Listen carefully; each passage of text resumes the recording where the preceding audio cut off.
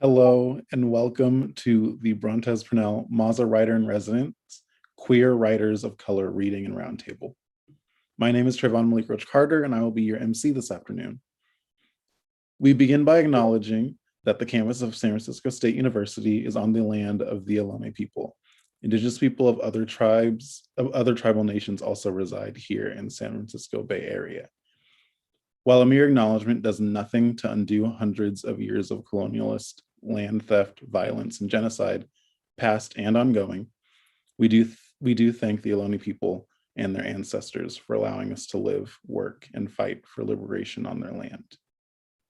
We'd also like to thank the Sam Mazza Foundation for their support of this event. We would not be able to hold this without them. The event will begin with a few readings, and then will be followed by a question and conversation segment. If you would like to ask our readers any questions, please put them in the Q&A box located at the bottom of your Zoom screen at any point during the event, and we will address them during the second portion of the event. And now I will introduce our first reader. Brontez Purnell is a writer, musician, dancer, filmmaker, and performance artist, recipient of the 2018 Whiting Award for Fiction. He was named one of the 32 Black male writers of our time by New York Times Style magazine in 2018. Purnell is also frontman for the band The Young Lovers, the co-founder of the experimental dance group, the Brontez Purnell Dance Company, the creator of the renowned cult zine Fag School, and the director of several short film music videos, and most recently, the documentary Unstoppable Feet, Dances of Ed Mock. Please join me in welcoming Brontez Purnell.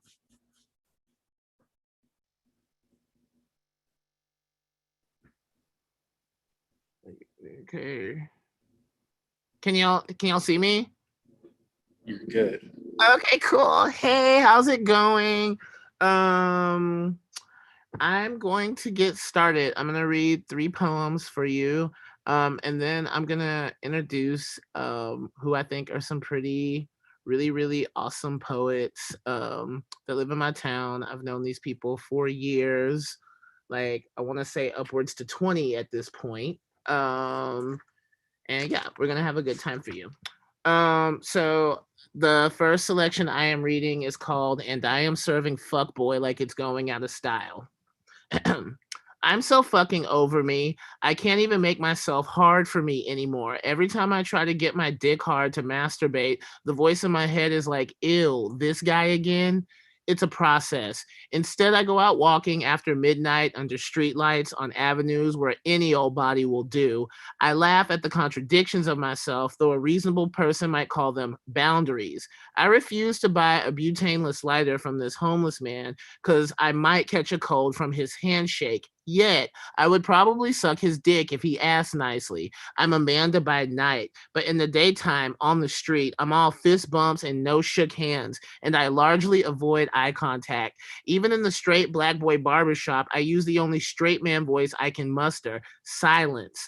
I know that my barber doesn't give a shit that I take dicks in my butt. He's an older man. He's a Democrat. He's seen faggots before. And as said specimen, I'm not particularly that remarkable. But there is that old voice in my head that I can't ever shake, that if I make too much of a fuss, my fade will be less than tight, and I simply can't take that chance. Is there such a thing as pre-traumatic stress syndrome? Despite myself, I'm neat. The creases in my pants are so motherfucking sharp, you could cut your goddamn hand on them, as my father used to say. I'm wearing a custom-made dashiki cut from Japanese silk. There are roses drawn in abstract on the print. My little perfect chocolate nipples are rubbing against the fabric. I'm wearing tight jeans. I walk like I want to get fucked.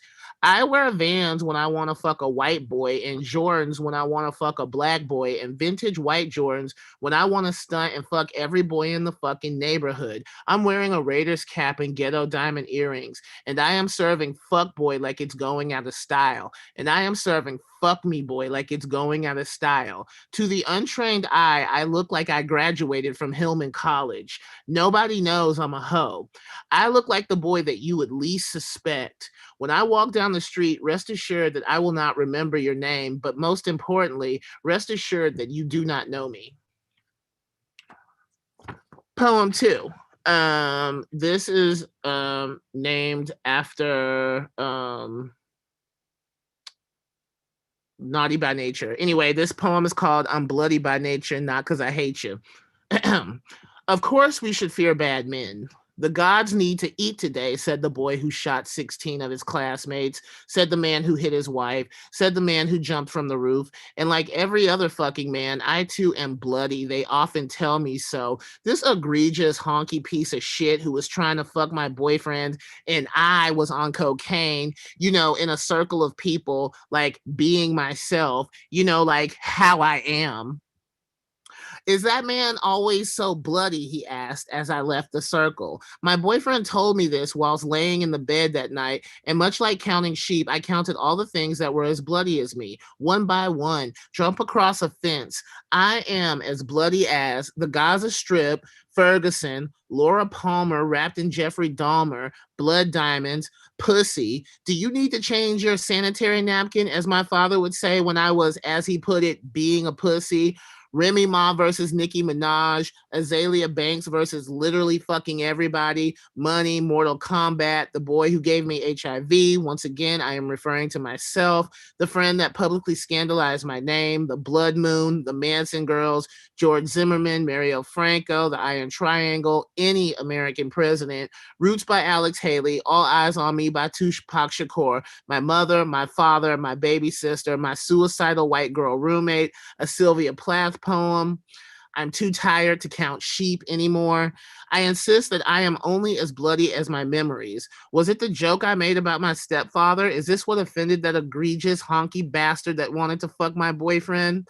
I certainly could have said something bloodier, but considering the man that I offended, I become more and more uninspired. To someone as bloodless as that man, I'm certain that someone like me is as red as the contents of a packet of ketchup, though blood and ketchup are both red and both mostly made up of complex sugars. The last of a three-parter. This one is Polaroids of photographs and paintings of film stills. 1. There was that black and white photo of Coretta Scott King, not the famous funeral one, but another one of her in her living room, hair and skin immaculate and a stoic, faraway look in her eyes. This picture has haunted me since childhood. I thought, what a bother having Time magazine in your face like that when your husband just died. In moments of grief, when I am alone, I often imagine that someone is there taking pictures of me. 2. I sat in the flea market digging through the 25-cent cardboard box of abandoned black and white mid-century photographs that were rescued from God knows where. There is a picture of two army men in brown soldier suits sitting in a booth of a bar. One has his arm around the other. Their sleeves are both rolled up, and as one would expect, the more feminine one looks totally fucking wasted. You can tell that these two men are fucking.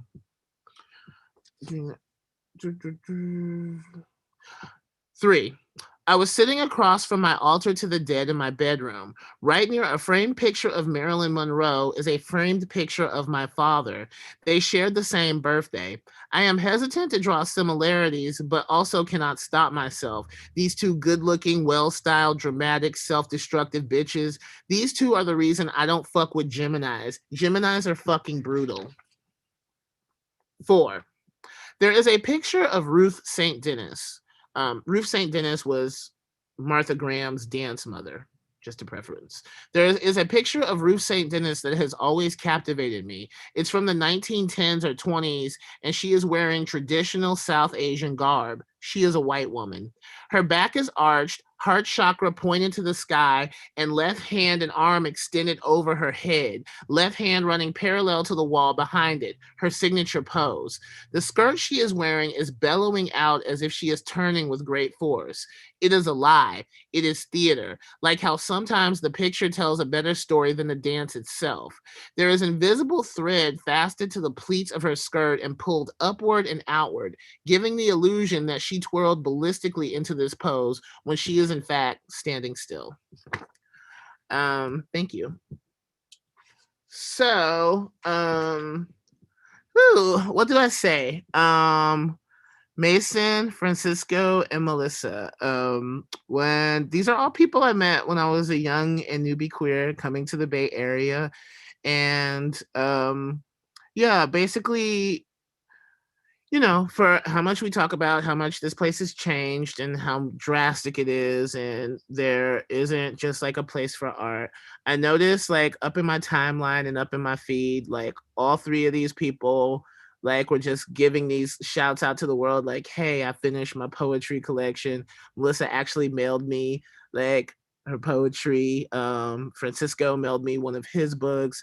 Mason asked me for a blurb, and I just thought it was really amazing that I don't know. My friends are still writing poetry. Like we are still writing poetry, and we're still committed to poetry as I don't know, like I don't know. I think like a spiritual engagement. Like me personally, like I don't read the Bible. I don't read anything in moments of like when I feel at a moral deficit or when I feel like my batteries need to be recharged. I do still pick up a book of poetry. There's 5 poetry books that I totally read like the Bible. And also I just love that I have friends of mine who still engage in this type of prophecy, this type of foretelling, this oracleness. And I really wanted us on a stage together. It was, I don't know, it just seemed important to me. And also it just felt good that when they asked me to put this panel together, that there's still, yeah, I still had a pool of people in like my friend group that all still live here and they're still holding it down strong, that we're ready to go and had offerings to deliver. And I'm really, really, really happy that they said yes. And I'm really, really, really honored to be here with all of them. They are all literally the funniest people I know. They all the people who I think have the most like brutal social critiques when need be. Um, I have both argued with them, laughed with them, but at the end of the day, just hold a lot of deep reverence and a lot of respect for them. Like, yo, this is my motherfucking family, so show some love. All right. We're gonna start now. I'm not sure who is first, but I'm gonna sink into the background, and then we're going to have the reading, and then we're gonna all talk afterwards. So Thank you for that wonderful preface. We're going to start first with Cisco Guzman. Cisco Guzman was born in LA long before it was cool, imagining himself the love child of David Bowie and Patti Smith, and entrusted to the loving but hilariously dysfunctional care of Mexican immigrants, whose job it was to toughen him up for the cosmic battles ahead. In an effort to outrun what felt like fated suffering, he went to Stanford University, where he majored in feminist studies, though his resume says he majored in interdisciplinary studies because he is a pragmatic revolutionary who would rather dismantle the master's house than have a conversation about it.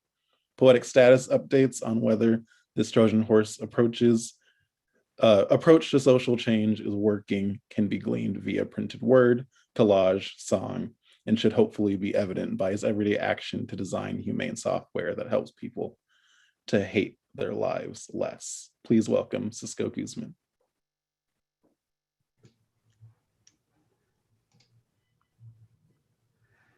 Hello, everyone. Brontez, that was a wonderful reading and a great introduction. I guess I'll just go ahead and dive into the reading. I guess just a comment and I think some words of gratitude. One of the things that I first realized about you when I met you 25 years ago, whenever it was that you spoke in poetry. And one of the things that I really appreciate is how your definition of poetry is so broad, and you always inspire me. So thanks for inviting me. I'm going to go ahead and share my screen because what I'm going to be reading today, and hopefully you all can see my screen, what I'm going to be sharing, the poems I'm sharing are accompanied by collage as well. So I'll just go ahead and dive in, and I'm going to set my timer because, I don't want to take up too much space. So this is from my latest self-published collection of poems. And the first one is called Mattering. Certain things begin like this. The sky does not rend its fresh vestments or spill the night's mysteries at your feet. The morning does not throw its arms around your neck, bemoaning your brief and mutual separation. The stars do not ask before slipping out like thieves or like martyrs who have wiped the world clean. You matter, though not to them. You matter to the truth that must be lived and to the golden song of hope. You matter to the nest that you must build for your soul to fly back to. You matter to the things that you have tamed and to the things that have laid themselves at your door in the night. The next one is called Deluge. Can't turn a corner in this city. Russian roulette with 25 years of men, nights fused together by spit and cum, searching, getting lost, passing through, forgetting, not forgetting, dreaming, building, learning, forgetting, not forgetting, aching, breathing, surrendering, forgetting, not forgetting. Terlingua. Out there, far, beneath a line that few will cross, cradled by the gray mountains, is your dream. 3 tongues winding down towards Santa Elena. You, me, and this dog who guards us from the land's protectors. You said you bought a ticket to another planet, and you wanted me to see where you might battle for the right to survive, but not for the right to be free.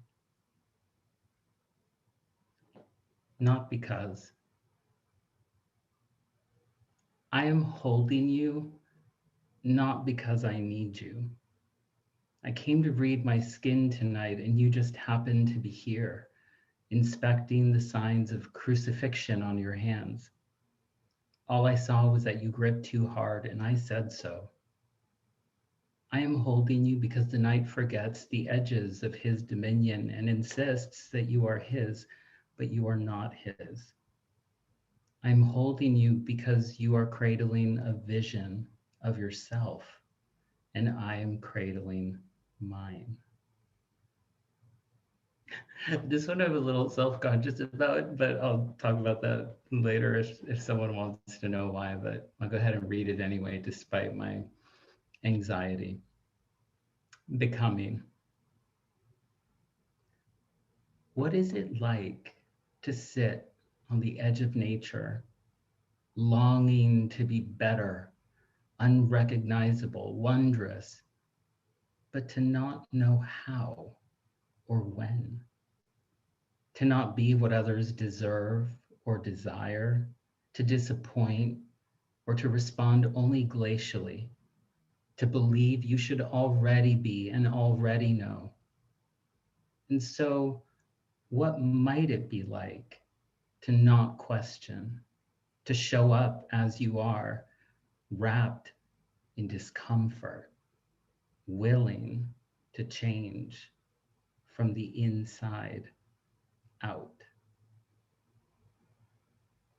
And the last one I'll read for you. The deer.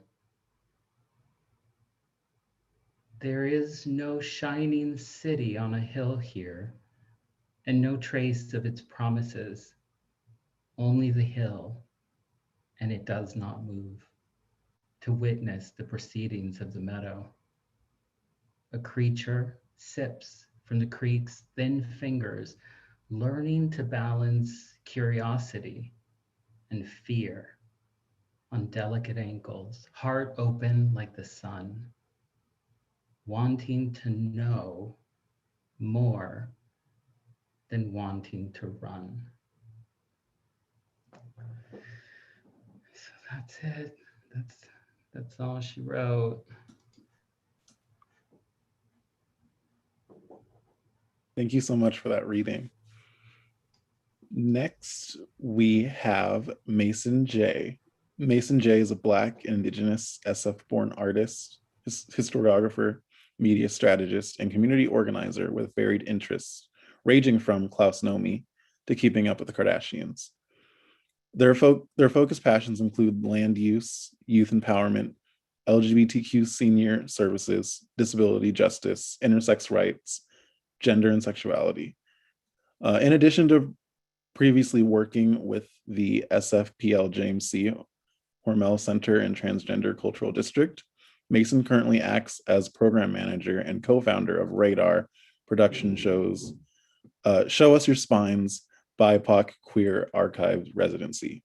They are the author of Crossbones on My Life and co-editor of Still Here SF, an anthology of queer and trans people raised in San Francisco. And additionally, take great pride in their public health nerd, two-spirit, Jewish, nightlifer, ballroom, leather, punk, and soul boy identities. Please welcome Mason J.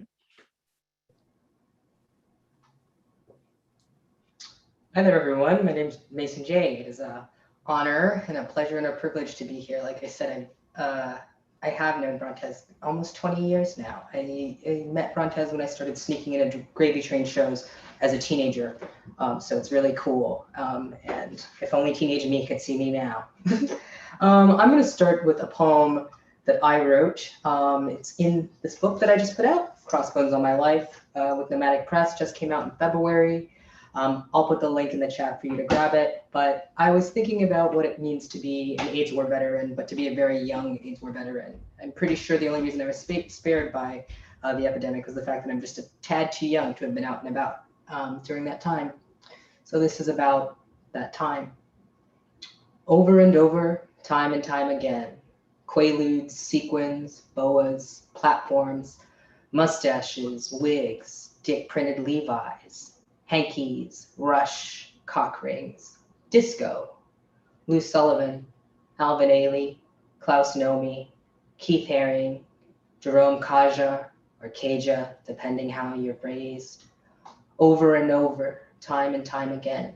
Sweat-soaked washcloths, 5A and 5B at General, St. Vincent's on the East Coast, bed sores with cold hospital food, warm Jell-O, used latex gloves, disappearing party guests with sunken cheeks, rice paper skin, red grapes, Kaposi sarcomas, the gasping, the gagging, springing up to spew mid-sleep into trash bins, hair finer than a doll's.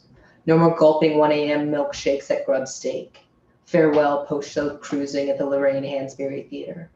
Goodnight snap queens, banjee boys, hair fairies, and shady conspirators. Trading laughter in cafes, bathhouses, and gyms for death rattles of fluid and phlegm. The funeral bands played and the choir sang, the mourners came over and over, time and time again. So this next one is, I'm writing a poem a day in April. I initially at the beginning of the year was like, I'm gonna write a poem every day, and that's clearly not working. So I'm writing a poem a day every other month, because although that's just as insane, it's a little less insane than the first option. So this is a poem I wrote for my godniece, who unfortunately passed away in late November. And this is just an ode to her. Her name was Leah Jaleese Norwood, and she was with us from 2000 to 2020. She died at 20. So this is called To a Cunning Prophet of Time-Traveling Daredevilry. The Exeter and the Magpie was a big, bold beezy of a bird, cutty but conspicuous, flying in juxtaposed, vice-ridden, hamburger-eyed Technicolor and monochrome. A medium format middle child miracle descended from Frisco's giant crows. She's been known to fly with a Dodger Blue Jay for safety and convenience here or there. Aerodynamic and delicate, yet ferocious when provoked, a bird so steady in flight that even faith in God, heart, and time, both stopping and starting, couldn't keep her on this plane. Watch her fly with a long tail, uniform pattern, even more beautiful when whizzing by. Chilling in graveyards, open fields, sleepy beach towns, friendly and curious in her small group. Foraging for shiny objects at the bottom of a Mickey's green brown paper bag. Kickbacks, black and proud, but more than hip hop or sportswear. dirty kicks with an overflowing closet. This bird was hardcore. She took risks to win, wit and will at her leisure. 4 cymbal crashes and the mosh pit lights up with flailing white boy geese and dirtbag ducks. But the magpie remains unfazed, screaming her self-taught words to tame and teach into a microphone behind a peephole inside an ink-stained and incensed ash notebook. While there was often joy, love, and lasting fortune, mirages of the mind, teenage tricksters, and industry deception were omens. But I guess that's what alternative Black girls with cameras dangling from our necks are: duality, opposites, inverted negatives, the smooth G-funk of Long Beach and the grit of NorCal thrash, hippie San Francisco thrown in. They say the magpie was a devout witness, bringing light to messy bedrooms, multilingual street preacher prophecies. I say you can find the magpie just about anywhere in the world if you look into her lens. Today would have been her 21st birthday, so sorry that was a little hard to get through.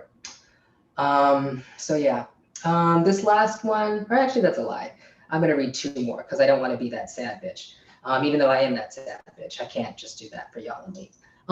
This is called, in 2021, this is still sad, but the last one I read won't be as sad, it'll be a bit more funny.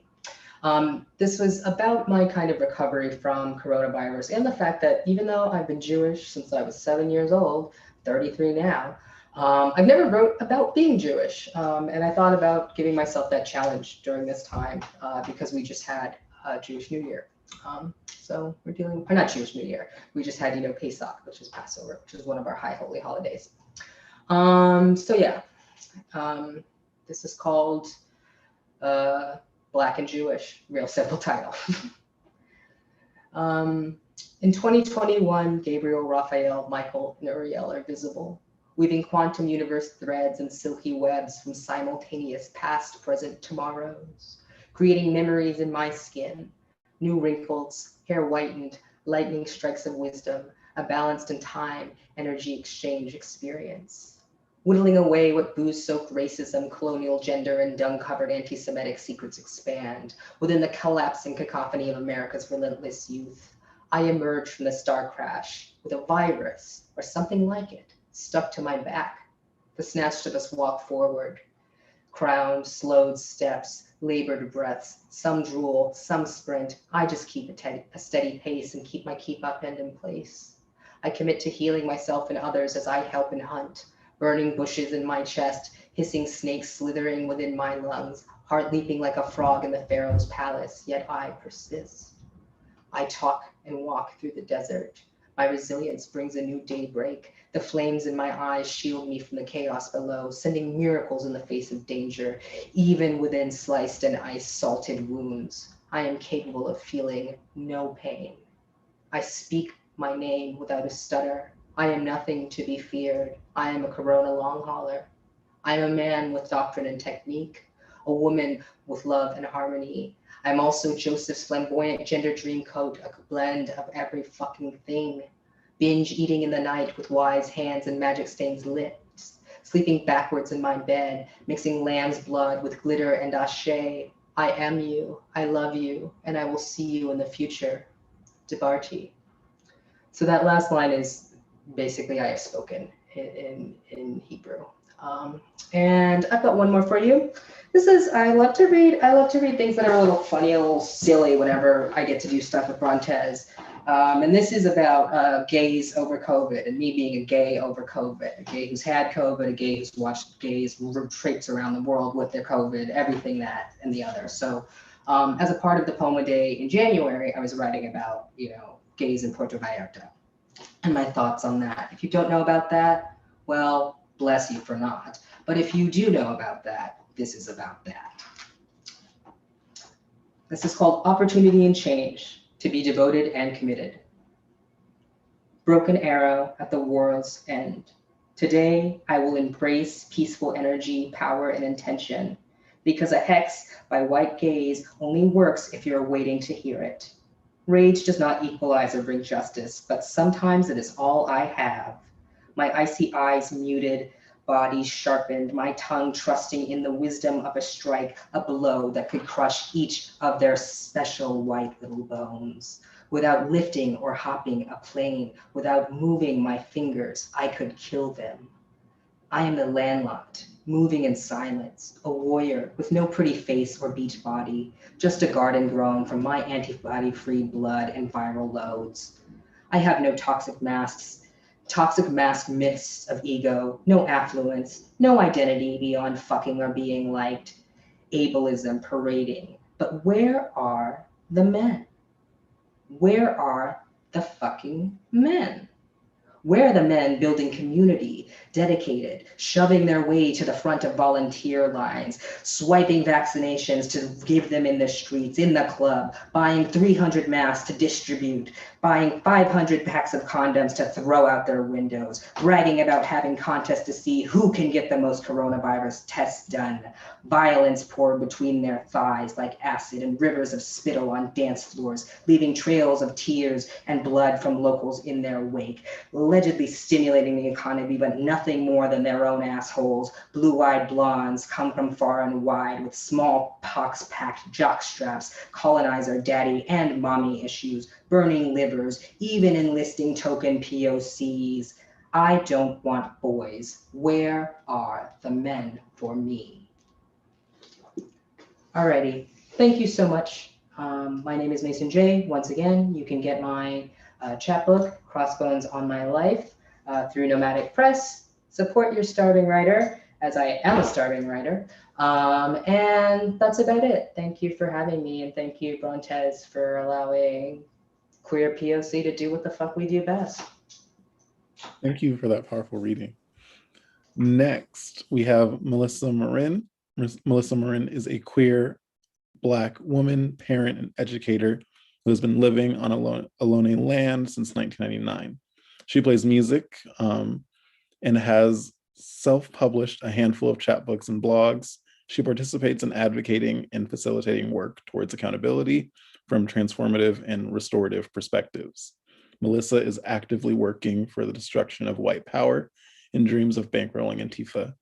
Please welcome Melissa Merin. All right. Hi. Wow.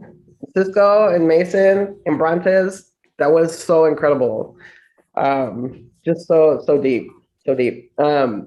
Before I read, I just want to say hello to everybody in the world and acknowledge the wild world that we live in, and hope that everybody's doing well and taking care of themselves. Even though we're in a virtual situation here, it was kind of emotional for me to come do a reading for the SF Poetry Center, the SFSU Poetry Center. I went to school at State. I left for a long time. I went back and finished my undergrad degree in 2015. And in that time, I did a lot of writing and a lot of reading, and I was so I feel really kind of nervous and excited to be here.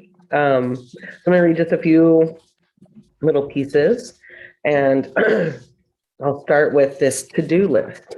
It's in honor of therapy. To do, in no order of moment. Translate input and stimuli.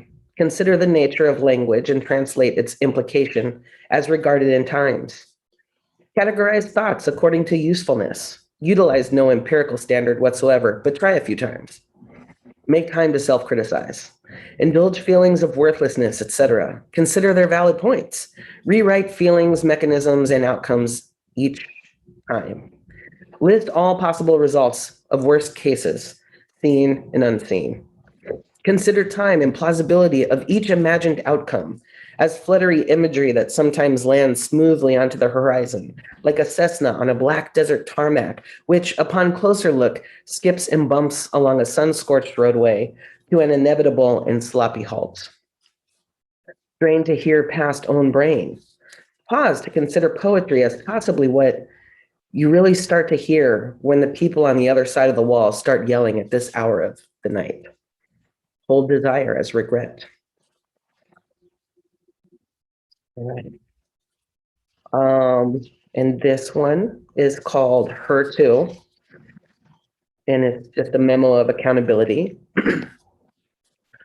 From holding your tongue in the back seat of a 1970 Ford XL, from inside of the tent with your girl crush as she pukes, from the daring kisses with your best friend's ex after high school and how much they moved you, to the inability to ever communicate admiration or love in anything other than an affected Southern California white boy slang that never quite fit in your mouth, to regretting you ever stuck your tongue in her mouth the time you did and it was all wrong. You got it all wrong. This one is called Peach. When I was small, I used to tell white people that they were peach colored. I had probably read that on the side of a crayon. It made literal sense.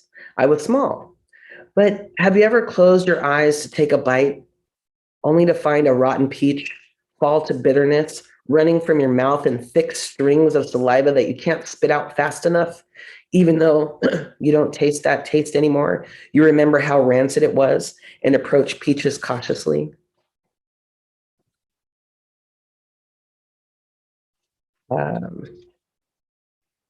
This one is, I'm going to read just a few more.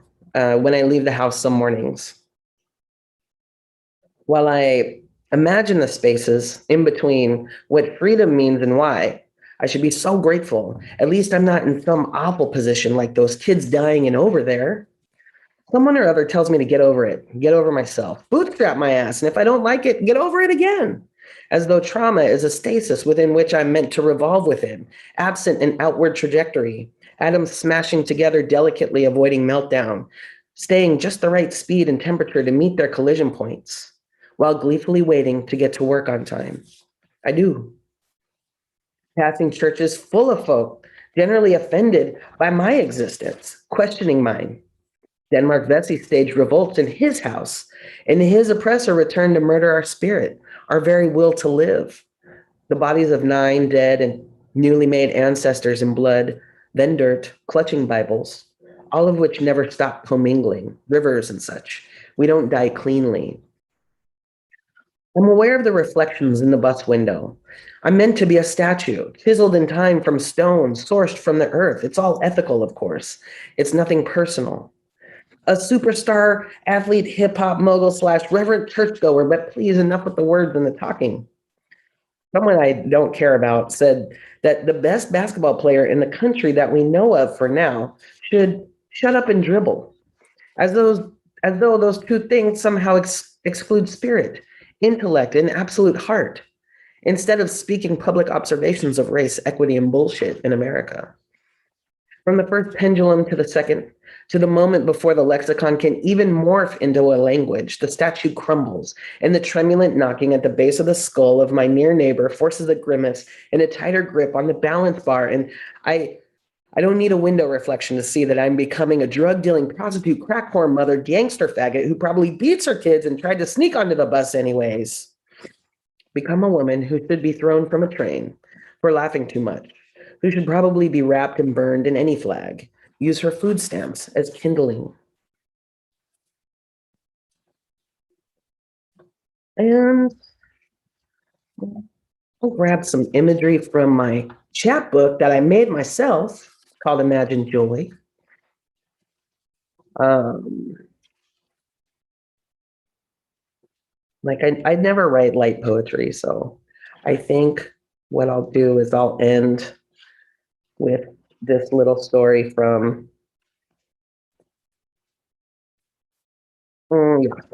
about my uncle, called Summer, the End. At the end of summer, I held my ear to the phone and collapsed, probably in the way I used to imagine what I would look like if I was on television falling down at bad news.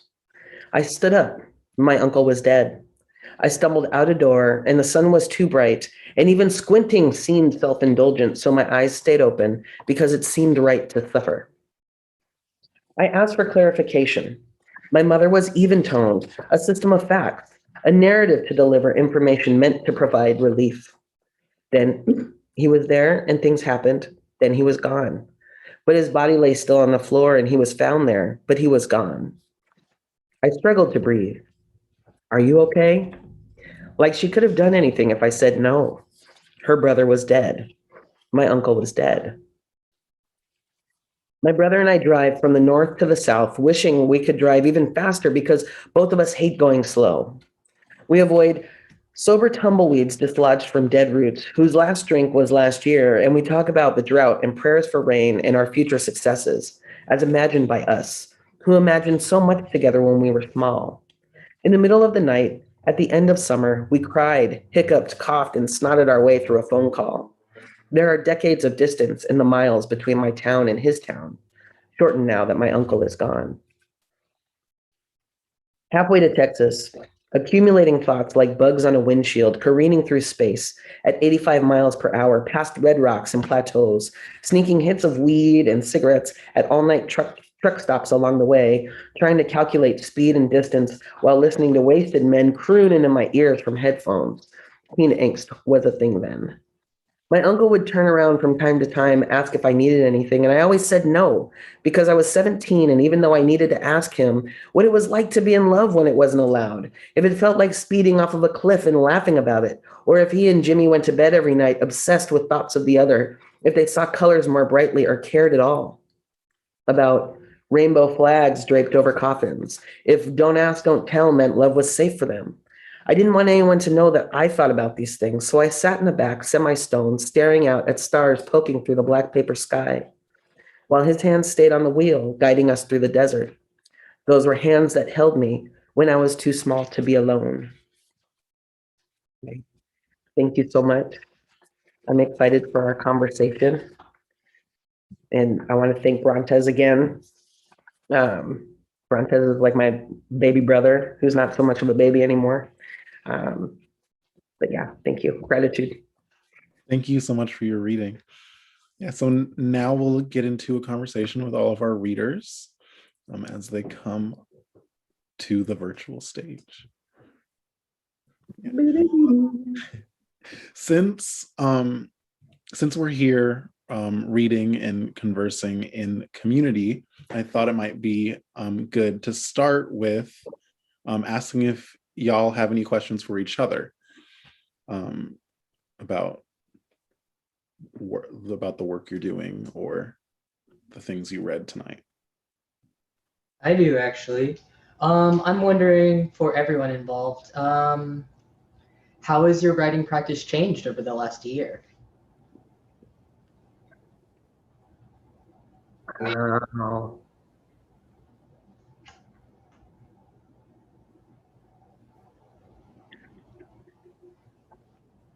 Okay.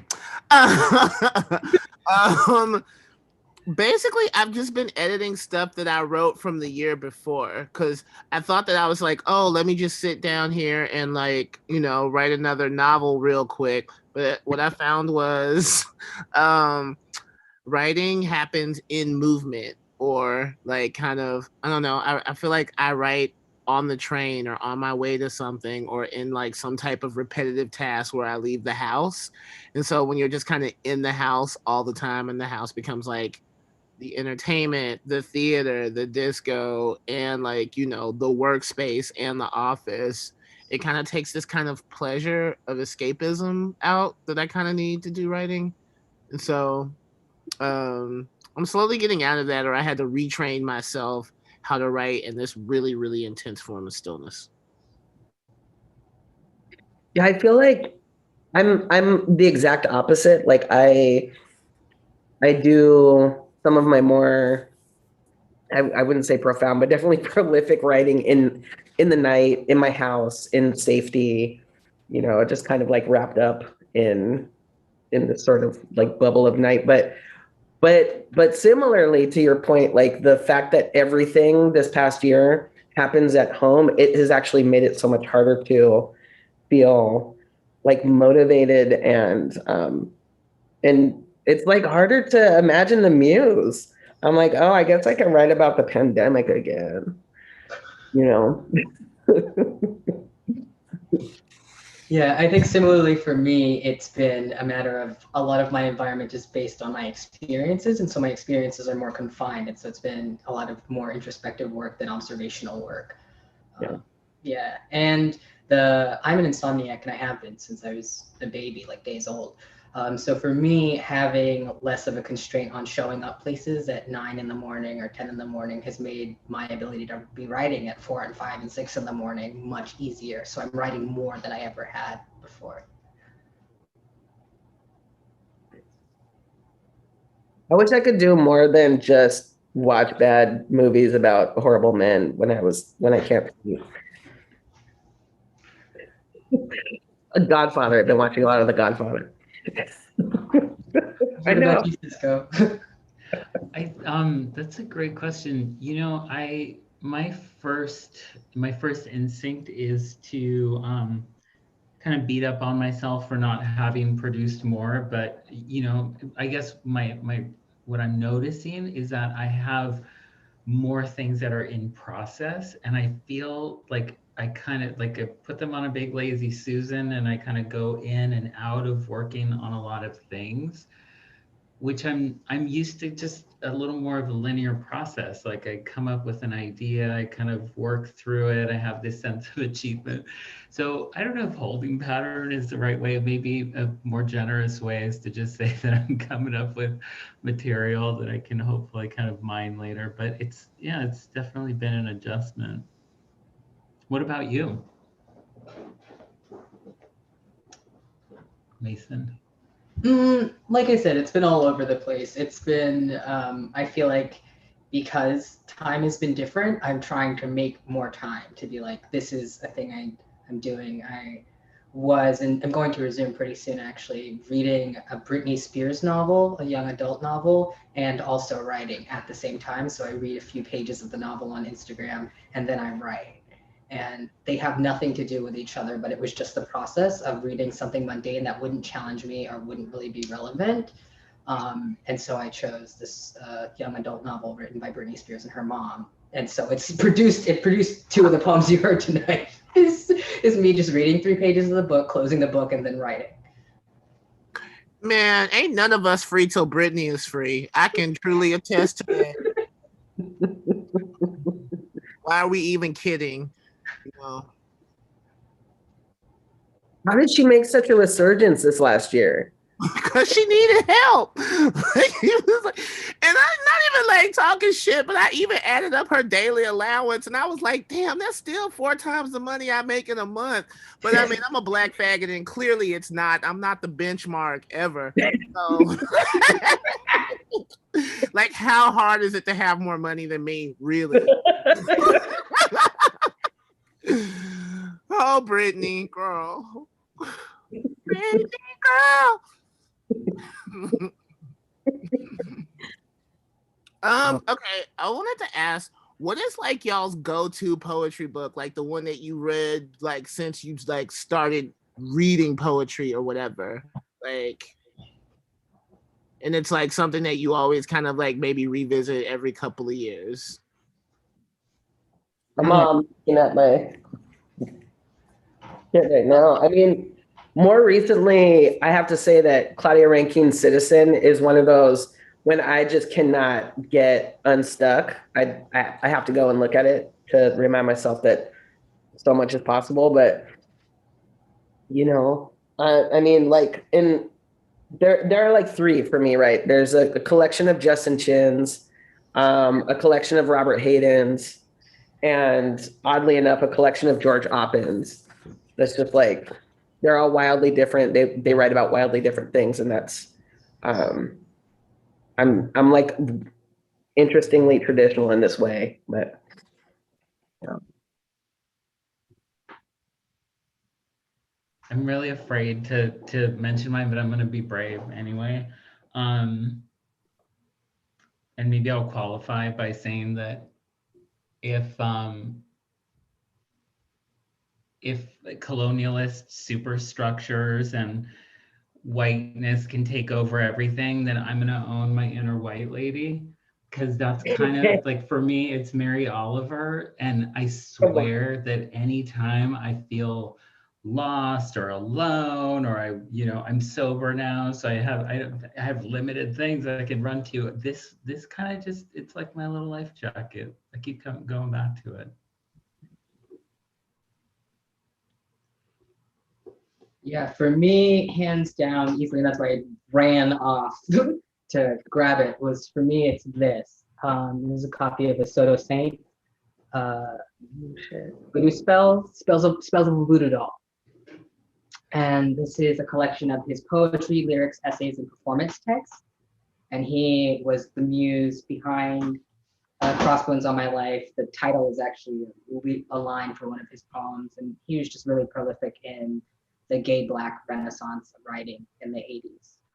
One of the first to talk about living and losing people with AIDS and talking about solidarity between Black gay men and white gay men during the era of AIDS. And so it's an inspiration of mine. And so this, one of the few copies that exist, I'm privileged to own it. So that's me. That's like if there ever was a fire, it's gonna be like one of the first things I grabbed and then my house. So yeah. I have a copy of Frank O'Hara's lunch poems that was given to me by Bambi Lake when I was 24. What? I had never read, but still I was just like, I don't know. It's so much of the poetry I got, like I had to grow into. There's that. And then of course there's like Nikki Giovanni, Cotton Candy on a Rainy Day, which I read way too young, you know. And when I was young, I was just like, oh wow, this Black woman is really disappointed by the world. And then I think when I read it in my mid-20s, I was like, wait, I'm disappointed by the world. And then now that I read it now, I'm just like, actually, these poems are not about disappointment. These poems are about like, sometimes you just got to say some shit. You know what I'm saying? These poems are about a declaration. There's actually lots of optimism all through this shit. I think this is totally amazing. That, and also, when I was really young, I read Sheena Easton's Sugar Walls just by itself without the actual song. And if you ever like read it, I'm like, it's like pretty golden. It's pretty fucking awesome. I would recommend that. So I go back and just read Sugar Walls. If someone could post the lyrics to Sugar Walls in the chat, like I just want to give y'all that. I don't want to fuck up the whole screen by doing it, but it's sturdy. It's real sturdy. We actually have a question in the audience from Anne Galjor. Melissa, which Robert Hayden collection do you keep going back to? Right now, let's see who's over here. It's really just the collected poems. So, you know, there have been a number of like collections, but this one right here that I've been like super into is the one that was edited by Frederick Glacier. This buddy right there.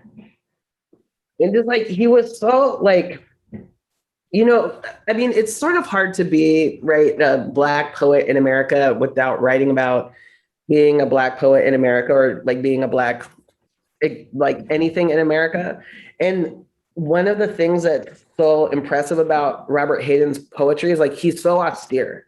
He's so much like, you know, like he was like this classical, like I will write a classical poem and it will say everything that you need to hear. And like just a snippet. It's like like poetry to me is always like a series of stories, like really, really, really short stories. And like I'll like Lookout Mountain, like come on, like everything. Just so. Thank you. Yeah, how about a question for Cisco? During your reading, you mentioned that you were self-conscious about a poem, which you could address later. I was wondering if you were willing to address that, the reason behind that self-consciousness. Yeah, definitely.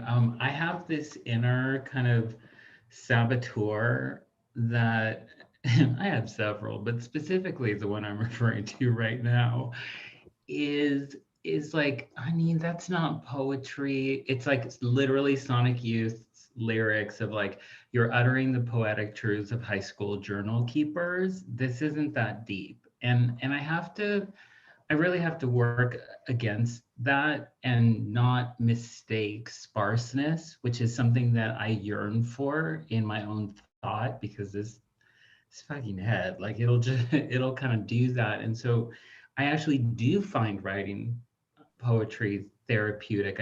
I do hope it helps me heal. I hope it creates shared healing. So I feel though that sometimes that gets associated with being a person of color. I'll speak as a cis man of color. Like it's almost like it's that, it's like it gets put into this other category. And so I think I'm constantly sort of having to push away those things, those voices as I get older and say, this is your work and it should stand by itself. And you really don't need to justify it to anyone.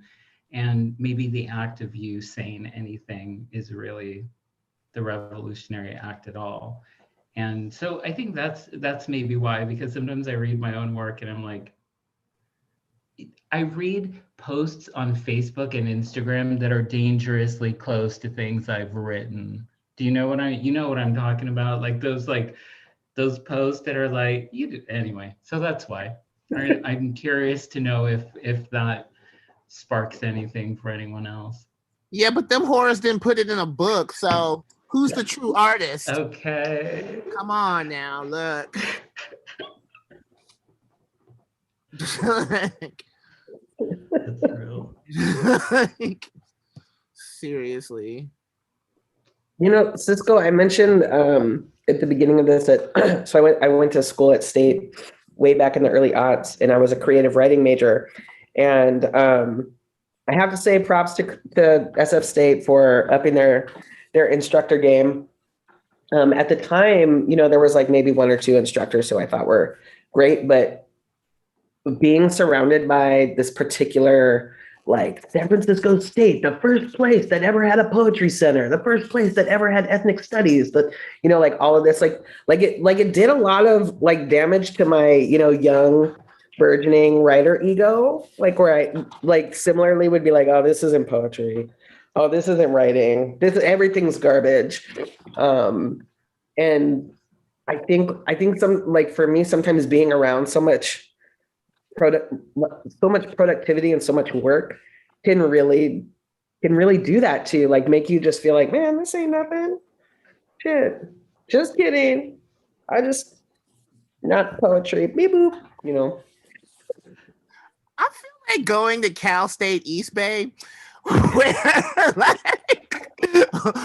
like literally everyone was a business major, and like people would be like, so what's your major? I'm like, dance and theater, and they're like, well, how do you expect to give back to the world? Like, I felt like anything I did, like my teachers would just be like, oh, wow, okay, you wrote something down? Yeah, you should keep on with that. It could have some results one day. Like they were not prepared for anything. But yeah, now I wish, I could. Can I get an honorary degree from State? I mean, y'all could do that. Oh, cool. Look at some in the chat says sure. I'm gonna be so mad at you if it's that easy, Brontez. Yeah, it was really easy. I just got half naked, slipped into bed, and asked nicely. Like, yeah, I'm a poet. Yeah, Sylvia Plath. Dude, it's so good to see y'all. Let's go, like, have some drinks online. We're not doing that now? Oh, okay. Yeah, never mind. We're having a little tea.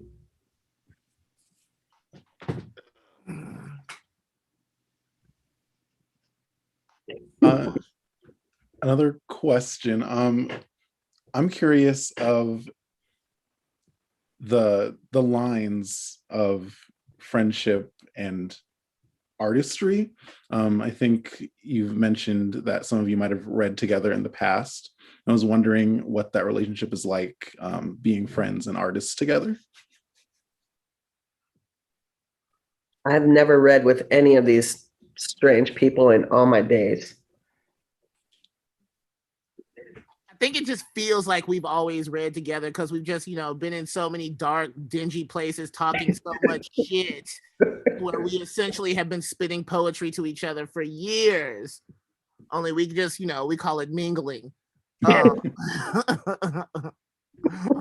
I think But- it's been interesting because it's been helpful to me to not gauge what we're doing in a way that's like formally recognized. I feel like we're really kind of committed to the idea that our work is our work, and how that's recognized is just kind of an incidental. And I think that's what's, I think for me, my favorite part about having friends who are also doing this work and the similar type of work is that we're kind of driving in the same lane, and it's not actually a lane, it's just some weird shit we put down, and we're like rolling go-karts that we've made ourselves down it.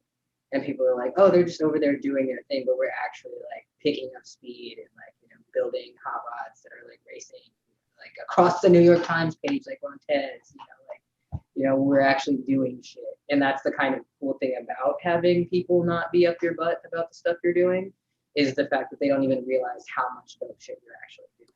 And I think that's the privilege of having this kind of cohort of writers, is like, we're doing a lot, we're creating a lot of amazing work, and it's getting recognition, but it's also not to the point that like it's become a cult of personality type of writer identity that any of us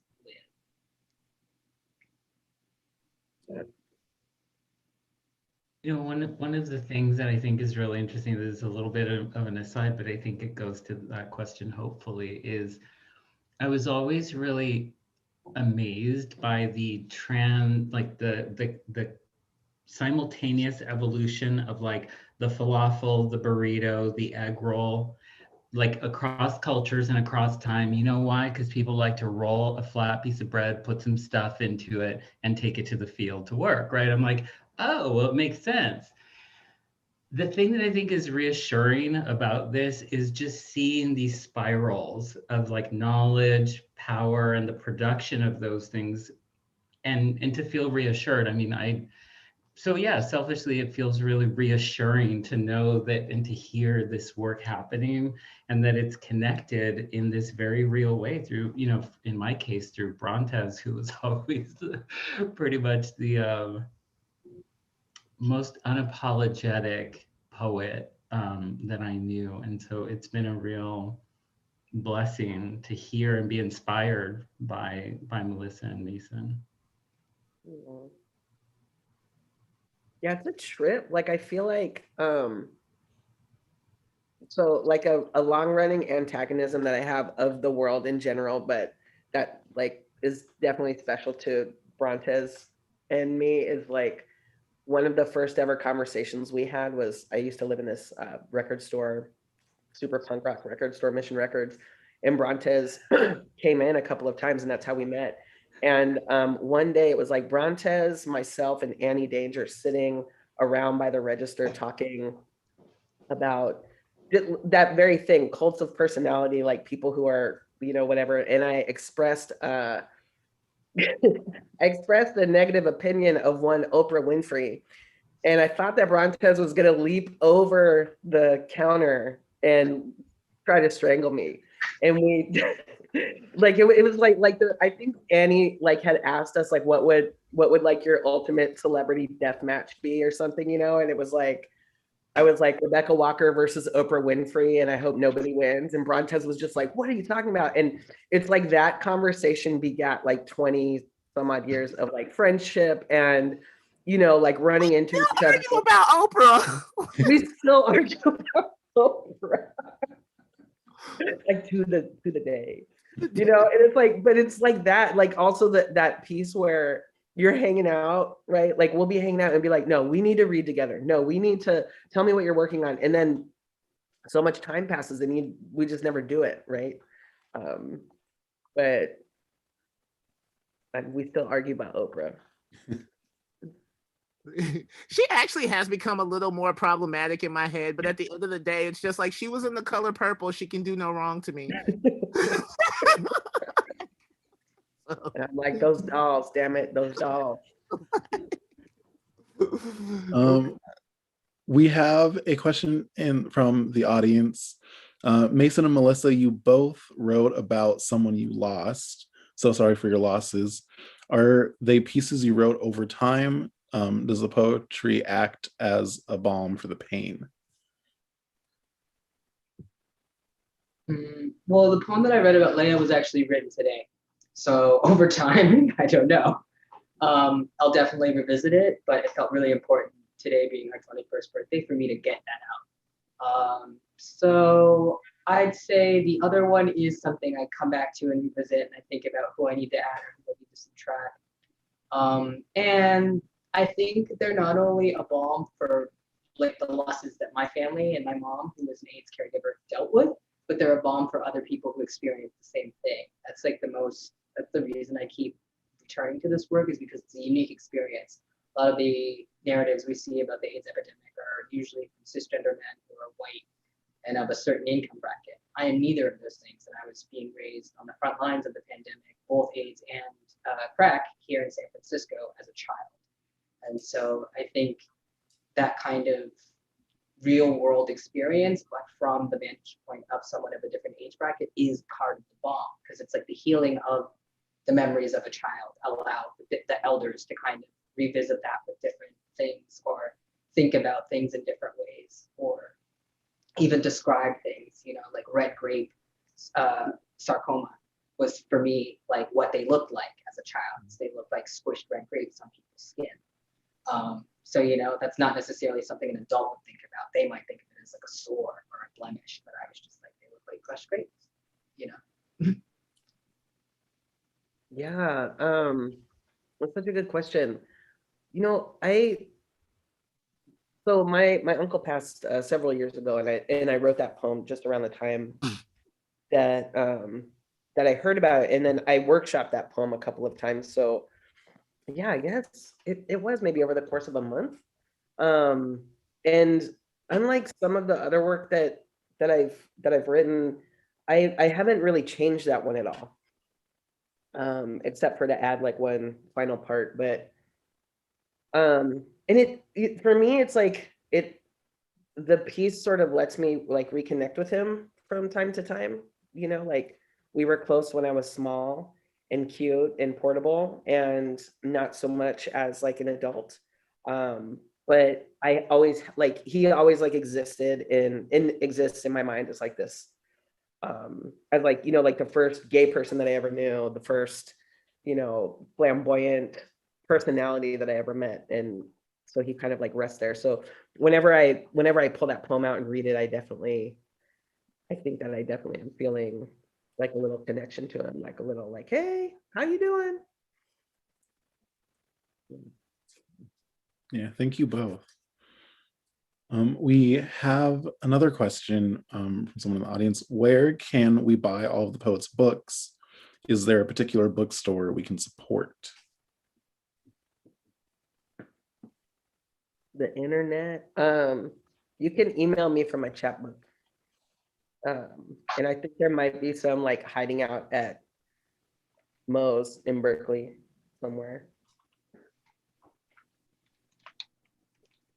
My self-esteem is so low. Like that's one of the things I pride myself on, that I printed 200 copies of the book, and I've only given away 100. So anyone that wants a free copy, and I do not like, I'll say a bit about, I don't actually think that sets a really good precedent for poetry and the production of art. So my apologies actually to my fellow poets, because I guess I really wasn't thinking. I was just thinking, who the heck would want this book anyway? So I just like printed up 200 copies, but I have them laying around. So I put the link in the chat, or I think in the Q&A, and anyone's welcome to just sign up for a copy.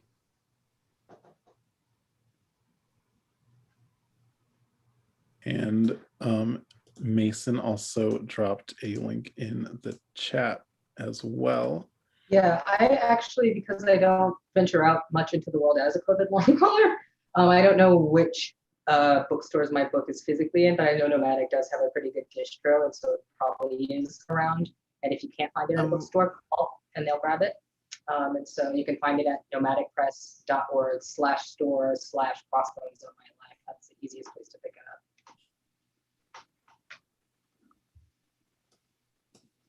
If you're in town, I would rather you can order it through Dog-Eared Books in the Castro.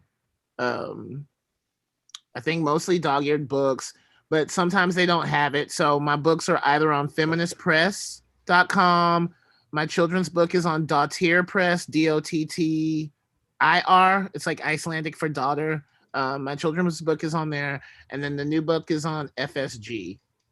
So you can go to any of those websites if they don't have it, but it's best, I think, if you order it through Dog-Eared Books.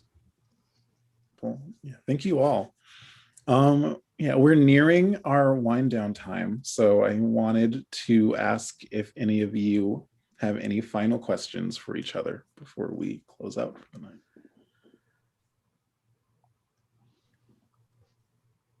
I have a question. What are people listening to musically right now? Ooh. I'm obsessed with Nona Hendrix, and I'm going to say this boldly. I don't care who doesn't like it, but she's the best member of LaBelle. Hey. Mason just likes to run into a place with a flamethrower and just be all, Bye. Yeah, I've been listening to a lot of Nona Hendrix, a lot of her self-titled album from like I think '86. So I want to know what other people are listening to. I would highly recommend Jenny, and I'm embarrassed I don't know how to pronounce her last name, HVAL, Val, Jenny. It's super cool. There's like a lot of poetry, like spoken word in there, a lot of, kooky stuff happening. For those of us who stay away from drugs in their real form and booze, like I still need my crazy, right? Like I still need that thing that's going to help me cross the portal. And this is kind of doing it right now. I hope you enjoy it. Nice. I mean, right now, like I hit a super 90s wave, like from November till probably a month ago. So it was just, I definitely was like, oh, I need to take care of my inner high schooler. But recently, I just have been going back to some Frank Ocean. Damon Locke's Black Monument Ensemble is actually pretty dope. I highly recommend. Blondie. I've been listening to a lot of Blondie lately. It's kind of out of character for me, but it's been like really like hitting. It's like hitting so hard right now. And yeah. I recently got a bootleg vinyl version of Frank Ocean's Blonde. Not because I really wanted to listen to it, but I just think if I had had higher self-esteem and a better marketing team, that's the career I should have had. But I still make pop punk records at 40. Did you listen to Blonde though? Did you listen to the record? No, I just like to stare at it with envy and hate. I don't even listen to it. It's decent.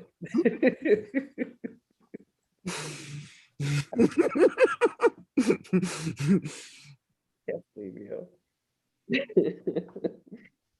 Thank you all so much for your readings and this wonderful conversation. Yeah, I think this is going to conclude our night. I just want to let the audience know that the Poetry Center's next reading is a poetry and environmental justice reading happening Saturday, April 17th at 6 p.m. So check that out and register if you'd like to attend. We'd love to have you. But thank you everyone for coming, and I hope you all have a wonderful night. Thank you. Thank you so much for having me. I love y'all. I love y'all so much. Love you more and better. Yeah.